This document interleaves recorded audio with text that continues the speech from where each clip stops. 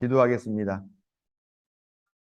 하나님, 예배 잘 드리고 또 오늘 박순용 집사님께서 마련해 주신 점심 식사를 아주 맛나고 배부르게 잘 먹었습니다. 모든 것이 다 잘 갖춰져 있고 잘 대접을 받아서 이 시간 잠이 솔솔 오고 피곤하고 배가 부르고 그럽니다. 그런데 그래도 우리가 하나님의 말씀을 배우고자 하는 그런 열정들 가지고 이 자리에 있습니다.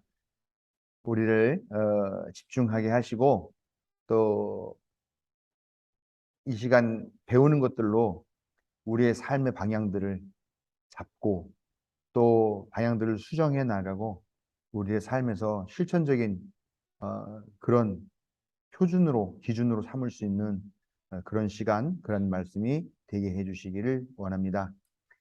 너무나 쉽게 그냥 쏟아지는 말들의 잔치에서 정작 우리가 우리의 마음을 되돌아보고 우리의 고백들을 할 수 있었던 기회는 그렇게 많지 않았던 것 같습니다. 이제 우리가 신앙생활을 할 날이 얼마나 남아 있는지 모르겠습니다만 이제부터라도 우리가 우리의 신앙 또 나의 모습 그대로 하나님과 대면하고 그렇게 개인적인 관계, 일대일의 관계, 하나님과 자녀들과의 그런 직접적인 만남이 될 수 있도록 우리의 신앙을 이제 깨우쳐 주시고 또 그렇게 머리로나 가슴으로만 아는 것이 아니라 우리의 삶에서 살아내고 또 우리의 삶의 동력이 되는 말씀이 될 수 있도록 우리가 마음 밭에 받을 수 있기를 간절히 원합니다. 하나님의 말씀이 그냥 개인적인 삶에서 나 하나 잘 먹고 나 하나 복 받고 우리 가족 잘 되는 것으로 만족할 수 없는 것임을 압니다. 하나님께서 만드신 이 모든 피조 세계가 다 협력하고 합력하여 선을 이루고 아름다운 모습으로 조화롭게 살아갈 때 하나님께서 보시기 좋아하신 것처럼 우리도 자연 생태계뿐만이 아니라 우리 인간 생태계 또 이 사회가 하나님 보시기에 합당한 그런 가치들과 또 그런 기준들을 충족할 수 있도록 우리가 아, 보다 깨어있는 역할, 참여적인 역할들 해나갈 수 있는 우리들 되게 해주십시오. 그러나 우리가 너무나 연약한 존재입니다. 무엇을 할 수 있겠나 하는 그런 걱정과 두려움이 앞섭니다만 그러나 우리가 작은 것이나마 실천할 때에 그것을 이루는 것은 하나님이신 줄로 믿고 오늘 우리는 우리에게 주어진 우리의 역할들을 해나갈 수 있도록 지치지 않고 앞으로 나아갈 수 있도록 우리에게 힘과 용기를 더하여 주십시오. 마치는 시간까지 함께해 주시기 믿으며 예수님의 이름으로 간절히 기도드립니다. 아멘. 네, 우리 지금 탕자 이야기를 하고 있어요. 네. 네, 탕자 이야기를 하고 있어요. 우리가 돌아온 탕자라고 흔히 알고 있는 이야기지만 사실은 탕자들이라고 말하는 게 맞는 이야기다. 이제 그런 얘기를 지난번에 했고요. 그래서 여러 가지 이제 이야기의 배경에 관한 이야기를 했죠. 그리고서 아버지라고 하는 존재는 지난주에 맨 마지막에 아버지라고 하는 존재는 어떤 존재나 절대적인 존재, 자식들의 생명까지도 좌지우지할 수 있는 운명을 좌지우지할 수 있을 만한 그 정도의 권한과 권력을 가진 게 아버지였다. 아, 사실 뭐 그게 비단 유대 이야기만은 아니잖아요. 우리나라도 뭐 불과 글쎄요, 한 50년대, 60년대만 하더라도 그때 뭐 다 어려운 시절이었겠지만 뭐 조금 더 가면은 뭐 부한말이라든지 그럴 때만 하더라도 아버지라는 사람의 권력이 엄청나게 많았었죠. 그러니까 아버지가 주색에 빠지고 빚 노름에 빠져가지고 막 가산을 탕진해도 그거를 말릴 수 없을 만큼 뭐 그 정도 어디나 다 마찬가지인 것 같아요. 그런 걸 보면은 사회가 지금 뭐 여건이 신장됐다라고 말하는 거는 적당하지 않은 것 같고 이제 조금씩 여성들의 당연한 권리들이 조금씩 보장되기 시작했다라는 생각을 하게 되는데 이런 거를 보면은 저는 뭐 반드시 그런 거는 아니겠지만 민주주의 그러니까 인간의 권리를 보장하는 민주주의가 궁극적으로 하나님께서 바라는 이 시대에 하나님 나라의 모습이 아니겠는가라는 생각을 좀 합니다. 더더군다나 요즘같이 한국 사회에서 지금 통치자가 이런 식으로 참 뭐라고 할 말이 없습니다. 툭하면 입에다가 국민을 위하여 국민을 보며 뭐 국민만 바라보며 국민들은 아실 거라고 생각합니다. 이런 식으로 하고 있는데 참 민주주의라고 하는 제도, 민주주의라는 것은 하나님께서 원하시는 건 맞는데 결국 또 그것이 그 아름다웠고 소중한 그 제도를 어떻게 운용하는가에 따라서도 이게 또 독이 되거나 득이 될 수도 있으니까 결국은 다시 우리 인간의 주체성이나 자율성이라든가 아니면 인간의 이성에 다시 뭐랄까요, 음, 책임이 되물어지는 뭐 그런 시험대 같은 느낌 갖게 됩니다. 네, 아무튼 뭐 이때는 뭐 유다 사회, 이스라엘 사회가 분명히 그랬고 또 과거의 가부장적인 어떤 시대적인 분위기도 있고 해서 아버지가 그렇게 대단한 권력을 갖고 있었다 하는 거를 기억하시면 되겠고요. 거기서 이어서 이제 유산 상속에 대한 이야기를 좀 해보겠습니다. 작은 아들이 아버지에게 아버지 나에게 어차피 나눠줄 건데 이 재산을 나에게 나눠주십시오. 미리 나눠주십시오. 라고 이야기를 하죠. 이런 이야기는 사실 요즘도 할 수 있느냐 하는 거 한번 생각해 볼게요. 요즘도 아버지가 살아계시는데, 부모님이 살아계시는데, 아버지, 어차피 그 재산 줄 거 미리 나한테 좀 주세요라고 말할 수 있겠는가, 요즘. 만약에 그런 사람이 있다면 어떻게 생각을 하시겠느냐 하는 생각을 한번 해보죠. 그, 최근에 나온 사건들 보면은 부모한테 재산을 미리 양도받은 사람들 있죠? 대신 그 조건이 자기를 늙음하게 뭐라 그래 뭐 예, 부양하는 그런 책임을 받고서 재산을 미리 양도받은 사람들이 있는데 근데 그 사람이 그 약속을 지키지 않고 재산만 가져갔다 그래서 소송하는 경우가 있죠. 그래서 요즘 사람들이 그런 얘기를 하는 것 같아요. 절대 살아있을 때 주지 마라. 예.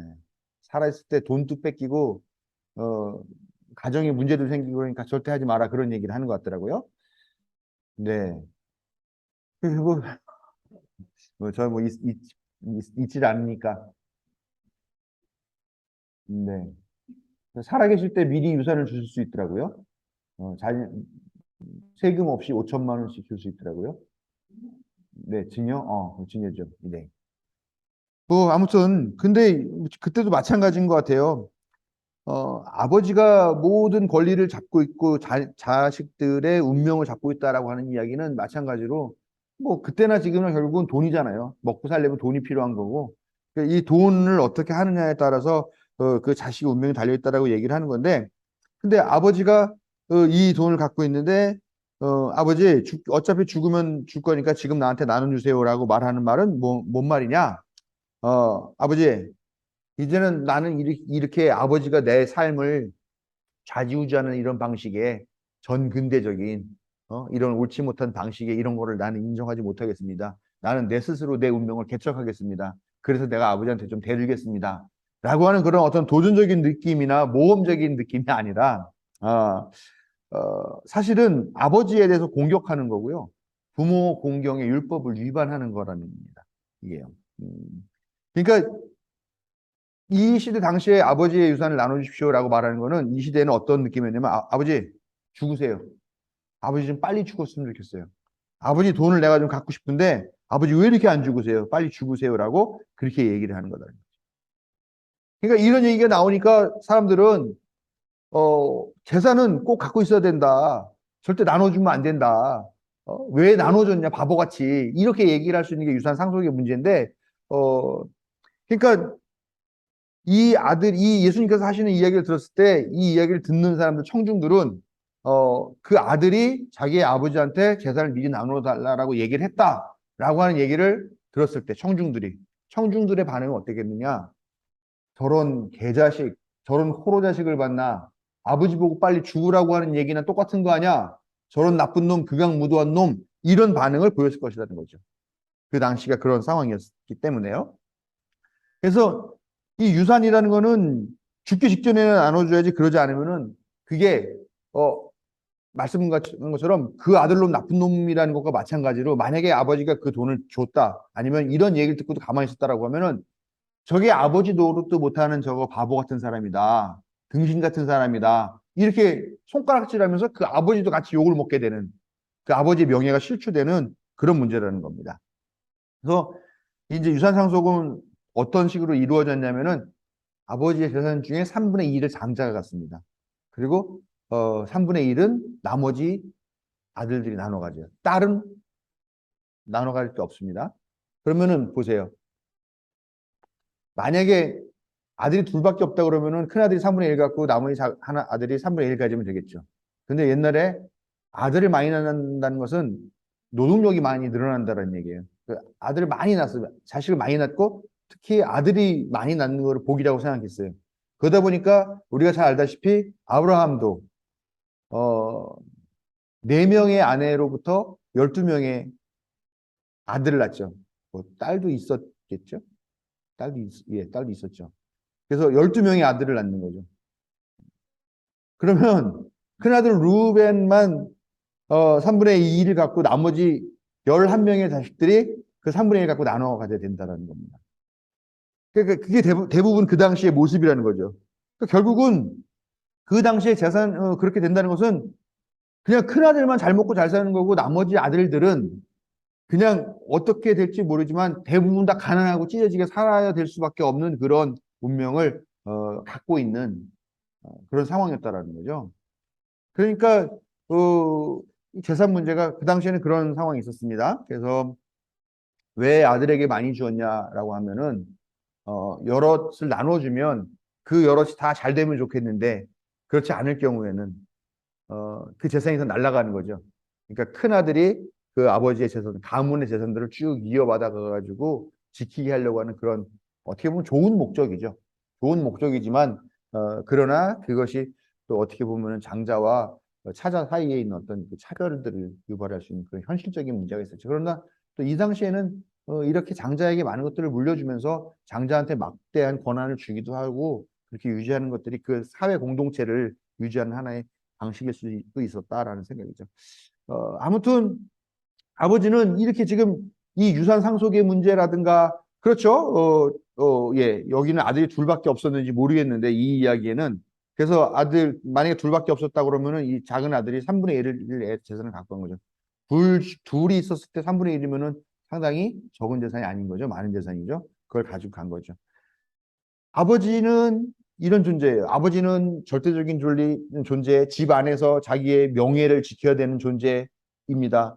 그 다음에 유산이라고 하는 것들은 그렇게 이 유산을 어떻게 쓰느냐에 따라서 사회적으로 비난을 받거나 비웃음을 살 수 있는 그런 문제인데도 불구하고 이 아버지가 또 아들이 살아있는 아버지한테 유산을 달라고 하는 거는 그만큼 싸가지 없는 짓이고 나쁜 짓이고 절대 용납될 수 없는 그 관습이 있는 그런 일이었는데도 불구하고 만약에 아버지가 이 사람에게 정말로 재산을 아들에게 나눠줬다라고 한다면 이거는 단순하게 그 아버지 이상한 사람, 그 아버지 명예도 지키지 못하는 사람 차원이 아니라 그 공동체에 오랫동안 지켜온 관습을 깨는 아주 심각한 도전적인 그런 일이라는 거죠. 이 아버지가 지금 한 일이 그렇게 심각한 일이에요. 자기 아들 재산 나누세요라고 말했을 때 그걸 나눠주는 일이 그만큼 심각한 상황이라는 것입니다.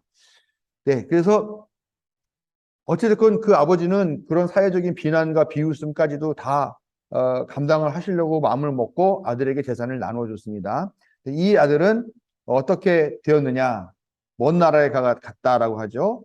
가가지고 돈을 다 썼다. 뭐 허랑방탕 썼다 이제 이런 이야기가 나오죠. 추측인지 아닌지. 근데 먼 나라를 갔다 그러는데 예수님 당시의 시대면은 먼 나라라는 게 우리가 지금 여기 한국에서 미국 가는 것 같이 그런 먼 나라라는 개념은 아니에요. 기껏 해봤자 그냥 그 부근에 있는 그러나 문화가 좀 다른. 그러니까 만약에 갈릴리라고 그러면 갈릴리 부근에 뭐 세포리스라든가 뭐 무슨 동네랑 해가지고 뭐 그렇게 새로 신도시들이 생긴데 근데 거기는 로마의 문화가 있는 지배적인 그런 곳이죠. 아마 그런 도시 가까운 도시에 가지 않았을까라는 생각을 하는 거죠. 문자적으로 먼 나라는 아니다라고 보는 거죠. 왜냐하면은 이 형이 동생이 근황을 알고 있어요. 나중에 얘기를 보면은 어? 동생이 가가지고 방탕하게 돈을 다 쓰고 그랬지 않느냐? 근데 그런 놈을 받아들이냐라고 해서 아버지한테 항의하는 내용이 나오는데 그걸 보면 형이 이 동생 놈이 나가서 뭘 하는지를 어느 정도 듣고 있었다라고 하는 개연성이 있다는 거죠. 그리고 지금 우리가 생각하는 것이 먼 나라라는 게 뭐 배 타고 뭐 한 달 가고 뭐 비행기 타고 몇 시간 가고 그러는 거리는 아닐 거라는 이게 상식적인 거죠.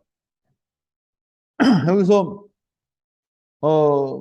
아버지에게 유산을 요구한다라는 거는 아버지 빨리 돌아가십시오라고 하는, 아빠 빨리 돌아가셨으면 좋겠다라고 하는 그런 급사를 희망하는 그런 내용이기도 하지만, 사실 그런 여러 가지 뭐랄까요, 어차피 자기에게 돌아올 것이지만 그거를 빨리 달라고 하는, 어떻게 보면 이 작은 아들이 자기의 삶을, 자기가 받아야 할 지분을 미리 땡겨서 갑을 하면서 살아가는 그런 사람일 수 있다라는 것이죠. 그러니까 뭐랄까요, 좀 규모 있고 계획 있고 사는 게 아니라 어, 즉각 어떤 감정에 치우쳐가지고 사는 사람. 궁극적으로는 자기 인생을 가불하는 가불 인생. 뭐 가불 인생 좋지 않잖아요, 보통. 예, 그런 삶을 살아가는 삶이었고, 그가 또 먼 나라에 가서도 역시 또 그런 인생을 사는 모습을 보게 된다라는 겁니다. 결국은 허랑방탕하게 돼서 유산을 다 탕진했다라고 합니다. 그래서 허랑방탕이라고 하는 것은 사실은 이 단어 자체는 성적인 의미는 없어요. 그런데 이 형은 나중에 보면 창녀와 돈을 다 쓴 이 녀석 하면서 이 동생을 비난하는 내용이 나옵니다. 그러나 어, 여기서 쓰인 처음에 나오는 허랑방탕하다라고 하는 단어에는 성적인 의미는 없습니다. 그리고 난 다음에 허랑방탕이라는 의미가 바로 이어지는 게 이제 이방인 밑에서 고용살이를 하게 되는 거죠. 고용살이를 무슨 고용살이를 했냐? 다 아시다시피 돼지치는 일을 했죠. 예. 그러니까 이 사람의 삶은, 이 작은 아들의 삶은 이 이야기, 이 생활을 조명하는 그 내용을 통해서 한마디로 말하면 완전히 출발부터 잘못된, 모든 것이 잘못된 그런 인생이라는 걸 알 수가 있는 거예요. 아버지한테 아버지 빨리 죽었으면 좋겠어요. 예? 그러고 나가지고 또 자기 거를 미리미리 갑을 해가지고 땡겨서 쓰는 그런 방식으로 살아가는 사람이죠. 허랑방탕하게 돈을 다 썼죠. 그러고 나서 고용살이를 하는데 누구 밑에 가서 고용살이를 하냐? 이방인, 이교도죠. 그러니까 이스라엘 사람들이 이방인들을 되게 깔보는 이유는 이 사람들이 하나님을 믿지 않는 사람이기 때문에 종교적으로 뒤섞이는 걸 방지하기 위해 가지고 그 사람들을 배척하는 거거든요. 그래서 우리끼리, 하나님 믿는 우리끼리만 결혼하고 장가가고 시집가고 해가지고 우리 혈통, 우리의 신앙을 지키자라고 얘기해요. 그래서 이방인들을 되게 멀리하는 거예요. 그런데 그러니까 즉 이방인과 같이 산다라는 것은 종교적으로 내가 뒤섞여 버린다라는 것을 의미하는 건데, 이 아들은 그렇게 그런 모습을, 그런 삶을 살게 된 거죠. 이방인 이교도 밑에서 고용사라는. 그러니까 전적으로 이 사람이, 이 아들의 삶은 완전히 다 처음부터 끝까지 다 뒤엉키고 제대로 된 게 하나도 없고 완전히 파괴되고 완전히 잘못된, 어때요? 종교적으로도 완전히 악한, 또 인격적으로도 아주 악한, 망가진, 인정할 수 없는 그런 삶을 사는 모습을 보고 있다라는 겁니다. 돼지치기라고 하는 거는 이게 어, 이교도 밑에 살았다는 걸 상징하는 거죠. 여기 보면은 뭐 그래서 이 아들이 뭐 이교도 밑에 다른 종교 사람들 밑에 산다라는 얘기는 나오지 않고 돼지치기라는 말에서 그런 거를 유추할 수 있는 거죠. 그러니까 돼지는 레위기서에 보면은 불결한 짐승이죠. 되새김질도 하지 않고 또 뭐 굽이 갈라지지도 않고 뭐 이런 짐승들은 뭐 어, 부정한 짐승이니까 먹으면 안 된다라고 하는데, 거기에 대표적인 게 돼지인데요. 돼지는 뭐 그 따뜻한 중동 지방에 있어서의 그 기후 문제나 이런 것 때문에 쉽게 부패되고 하는 그런 문제 때문에도 그렇고요. 뭐 아마 그런 것 때문에 그렇겠죠. 종교적으로 갖고 있는 어떤 타부, 어떤 금기 같은 것들이 대부분은 다 생활들을 유지하기 위한 것들이잖아요. 뭐 근친혼 같은 것들을 금지하는 이유는 유전학적인 문제 때문에 그런 거지, 그것이 무슨 예, 도덕적인 문제는 사실 아닌데 뭐 이런 거라든가 하는 것처럼 이 그 사회 공동체를 지키기 위해 가지고 만들어진 것들이 이제 종교의 한 율법 형태로 들어와 있는데, 아무튼 돼지는 이 이스라엘 백성이 근본적으로 불결한 짐승으로 생각하는 거죠. 그래가지고 이걸 절대 먹으면 안 되는데, 그지? 근데 이제 뭐 이슬람도 마찬가지죠. 이슬람도 유대교 율법 구약 성서를 받아 쓰고 있으니까 거기도 이 돼지고기 들어가는 거가 절대 먹으면 안 되고, 그래서 할랄이라고 하는 그 음식, 그 이슬람교 음식 규준 있죠. 요즘 뭐 국제적으로 음식을 수출하려고 한다 그러면 그 기준 좀 맞춰가지고 음식을 제조하고 그래야 되는 일들이 있습니다. 네, 아무튼 그렇게 조상의 전통을 내팽개치고 그다음에 자기가 자라나고 믿어왔던 그 종교를 어떻게 보면 배신하는 배교 행위인 거죠. 거기에서 금지하고 있는 일들을 하게 되고 또 이방인 밑에서 더럽고 불결하고 부정한 그런 짐승들을 먹여서 키우는 먹이를 주는 그런 일들을 하는 그런 뭐 아까도 말씀드렸듯이 한마디로 이 작은 아들의 생활이라는 거는 완전히 망가진 완전히 인정할 수 없는 그런 삶이라는 것입니다. 예.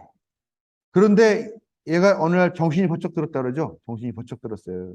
그 너무 배가 고파 먹을 게 없어. 그래서 돼지가 먹는 쥐엄나무 열매를 주다가 이거 사람이 먹어도 되나? 내가 너무 배가 고픈데 하면서 그거를 먹죠. 먹다가 극적인 의미인지 모르겠는데 먹다 말고 갑자기 눈물이 나오는 겁니다.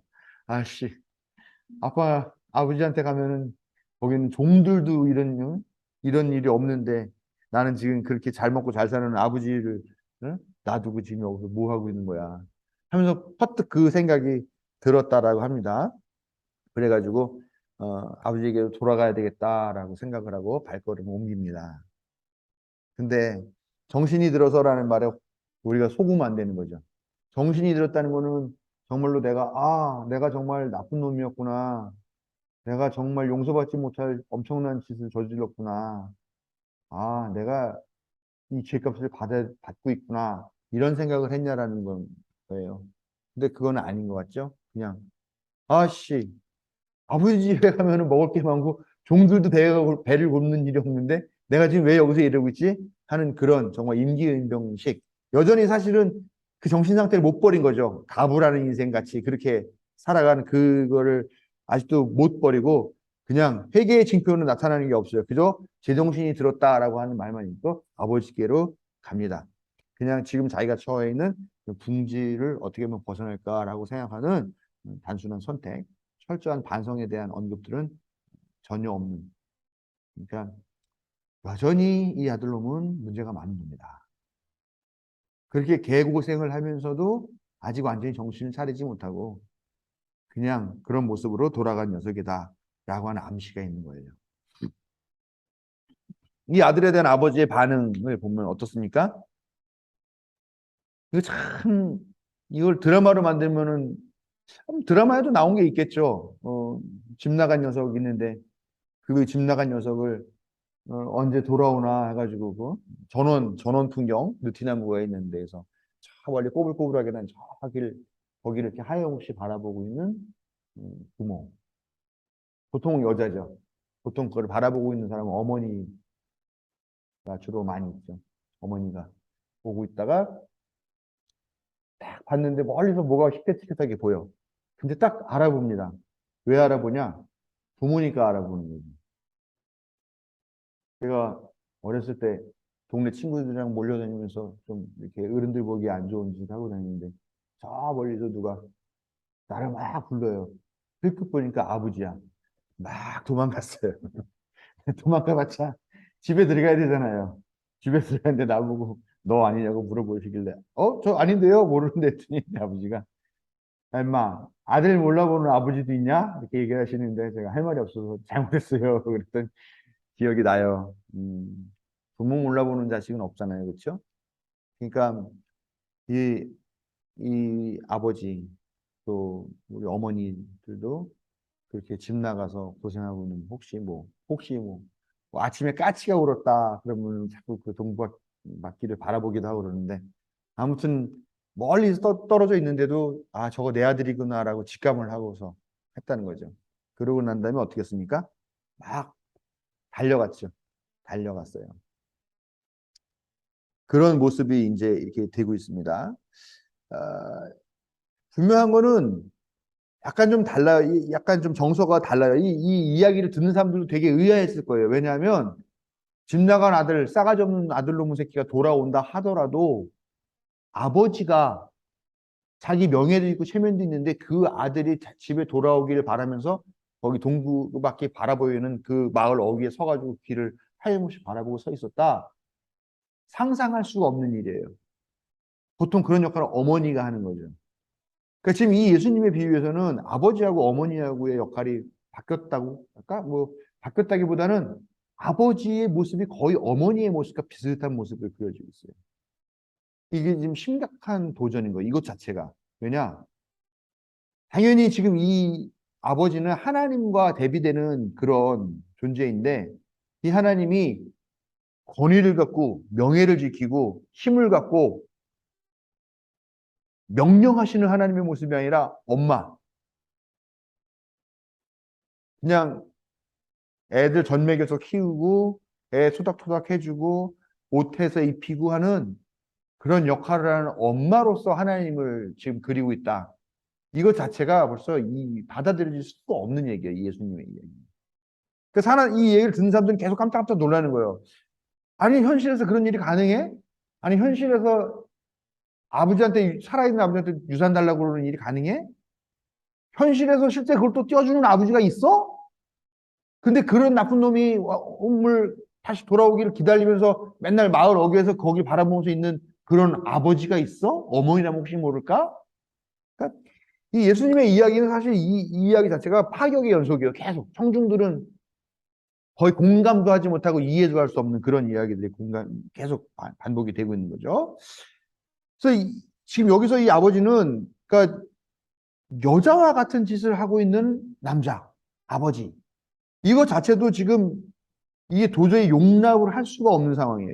이 아버지는 이 사람은 그냥 바보야, 바보.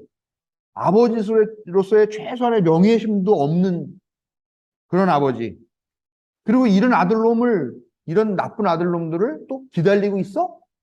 이 선택은 올바르지 않아. 이거는 오히려 악을 더 키우고 악한 행위를 해도 처벌받지 않는 것 같은 그런 나쁜 전례를 만드는 그런 선택을 지금 이 아버지는 계속 하고 있다라는 것이 이 예수님 이야기를 듣는 사람들의 일반적인 반응이었다라는 거죠. 그런데 아버지는 이 아들을 멀리서 보고서 가장 먼저 느낀 마음이 뭐냐? 불쌍히 여겼다라고 얘기해요. 불쌍히. 그러니까 이제 예수님도 그 이스라엘 백성들을 보면서 제일 많이 느꼈던 감정이 불쌍히 여겼다라는 거죠. 그러니까 목자 없이 떠도는 양 같은 자기 그 이스라엘 백성들을 보고 가슴이 아프고 불쌍히 여겼다. 그래서 이들을 자기가 거둬주시고 먹을 거를 먹여줘야겠다라고 하는 그런 결단들을 하시는 이야기가 상당히 많이 나와요. 그리고 우리가 지난번에도 배웠는데 이 불쌍히 여긴다라고 하는 게 그 사마리아인 선한 사마리아인의 비유라고 하는 거기서 강도 만난 사람 있잖아요. 강도 만나가지고 옷을 다 빼앗겨서 벗기고 갖고 있는 것들도 다 빼앗기고 거의 반 죽은 상태로 뚫게 맞아가지고 또랑에 그냥 처박아 놓고 죽으려면 죽으라 하고 버리고 갔던 그것을 보면서 이 사마리아인이 느낀 것. 저 사람은 유대인이네. 저 사람 강도 맞았네. 뭐가 아니라 저기 사람이 죽어가고 있네라고 하는 그 감정과 똑같은 감정을 아버지는 느꼈다는 것이죠. 불쌍히라고 하는 단어가 그런 맥락으로 연결이 되어 있는 겁니다. 그래서 오히려 이 선한 사마리아인도 죽어가는 사람을 봤을 때 사마리아인이 지나가고 있었어요. 근데 그 이야기를 예수님이 할 때 그 얘기를 듣는 사람들은 다 어떤 생각이냐? 사마리아인이니까 보나마나 유대인처럼 보이는 저 사람에게 가서 더 심한 짓을 할 거다. 오히려 아직 붙어있는 목숨을 완전히 끊어버리거나 아니면 마지막 남은 빤스라도 벗겨가지고 갖고 갈 정도로 그게 바로 선한 사마리아인이다. 자, 그렇게 생각을 하죠. 그런데 그 사마리아인이 그렇게 하지 않았어요. 청중들의 기대와 당연한 상식을 뒤집어 엎고 오히려 그 사람이 그 강동한 사람을 데리고 간 것처럼 여기서도 아버지가 이 사람을 보고 오면은 따귀를 때리고 내쫓고 막 할 거라고 생각을 했는데 이 기대가 또 완전히 부서지는 거죠. 불쌍히 여겼다. 받아들여 주었다라는 거죠. 그래서 아들을 보자마자 불쌍한 느낌을 갖고서 막 달려갑니다. 달려가면 어떻게 달려갑니까? 그냥 달려가면 되죠, 우리는. 왜냐하면 바지를 입고 있으니까. 근데 아시다시피 유대인들의 옷이 어때요? 안에다가 속옷 같은 걸 입지만 겉에는 길게 남자도 여자도 다 똑같은 치마같이 길쭉한 옷을 입는 거죠. 그걸 입고 뛸 수가 없잖아요. 어떻게 합니까? 그러면은 이게 바지를 이렇게 걷어 올려가지고 허벅지가 드러날 정도로 이렇게 들어 올려야 빨리 달려갈 수가 있게 되는 거죠. 그래서 그렇게 해야만 달려갈 수 있다는 거예요. 달려갔다라는 말이 그러니까 우리가 볼 때는 이 문화를 잘 모르니까 아빠가 너무 이 아들을 보니까 반가워가지고 단숨에 달려갔구나라고 생각하는데 그 의미가 또 아니에요. 이 달려간다는 의미가 뭐냐면 또 이 아버지가 지금 너무 채통이 없다라는 걸 얘기하고 싶은 이야기예요. 예? 왜 겉옷을 걷어 올리면 뭐 무릎 이상 허벅지까지 드러나야 달려갈 수가 있는 건데 그 성서에 보면 그런 이야기가 되게 많이 나요. 하체를 드러내는 것은 부끄러운 일이다.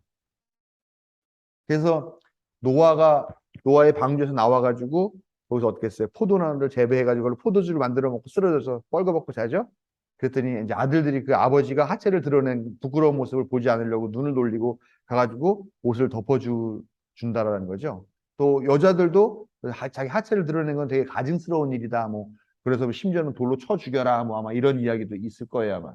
그렇게 하체를 드러난다라고 하는 것은 자기가 되게 부끄러운 것을 드러내는 것, 채통 없는 일이라고 생각을 하는 거죠. 그게 꼭 어떤 성적인 부분뿐만 아니라 하체를 드러내고 허벅다리를 드러내는 것 자체가 이미 그런 여러 가지 이유 때문에 매우 부끄러운 행동, 존경받기는커녕 야유와 비난을 받을 만한 그런 행동이라는 거죠. 근데 지금 이 아버지가 도무지 아버지로서 지켜야 될 그런 채통도 지키지 못하면서 또 부끄럽게 하체를 드러내면서 그걸 달려가고 있다. 이 아버지도 지금 이 청중들 듣기에는 하나부터 열까지 다 말도 안 되는 사람인 거예요. 이 도무지 말도 안 되는 이런 일들을 벌이고 있다는 것이죠. 그리고 나서 이 아버지가 달려가 가지고 어떻게 했냐? 입을 맞췄다라는 거죠. 하면은 아들과 딱 마주치자마자 가장 먼저 벌어져야 될 행동이 뭘까? 둘 사이에 유대인들이 볼 때 둘이 딱 마주쳤어요. 그러면 제일 먼저 어떤 일이 일어나야 된다고 생각할까? 그거는 그 자식놈이 무릎을 꿇고 머리를 조아리고 아버지 잘못했어요. 제가 죽일 놈입니다. 나를 용서해 주세요. 라고 말하는 게 제일 먼저 벌어져야 될 일이죠. 근데 그게 아니었죠. 이 아버지가 먼저 입을 맞췄어요. 먼저 입을 맞추고 용납하신 거죠. 입을 맞췄다라는 이 행위도 누가복음 7장에 나오는 예수님의 발과 머리에 향유를 붓고 자기의 머리칼로 발을 씻고 그 발에 입을 맞춘 그 여인의 그 향유를 부은 여인의 그 행위와 같은 행동이다라고 볼 수가 있는 것이죠. 그런 내용들을 이 누가복음의 이 비유를 성서에 쓴 이 기록자는 그런 것들을 연관해가지고 이 이야기를 구성을 한 거죠. 아무튼 저 여기까지 보면은 그거예요. 아들놈도 정말 앞뒤가 없는 정말 아주 쓸데없는 나쁜 놈. 근데 이 아버지도 아버지의 권위고 명예고 아무것도 지키지 못하고 정말 바보 같은 아무런 권위도 없고 명예도 없는 그런 바보 같은 사람.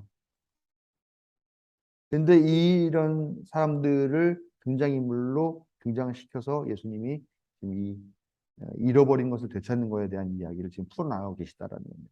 오늘 여기까지 할게요.